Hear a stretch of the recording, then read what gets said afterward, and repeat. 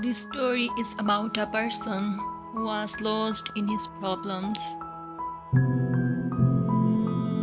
One day he saw a girl and he felt like he knew her.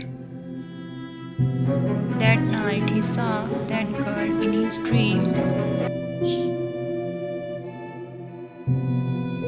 Even he wanted to, he couldn't ignore this girl.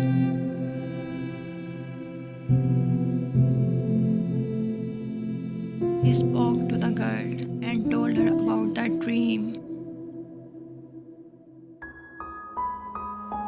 They did not know, but their souls had fallen in love with each other. By the passage of time, they both began to connect spiritually.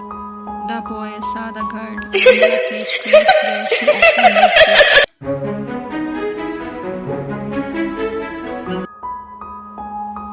In the next morning, the boy told her about his terrible dream.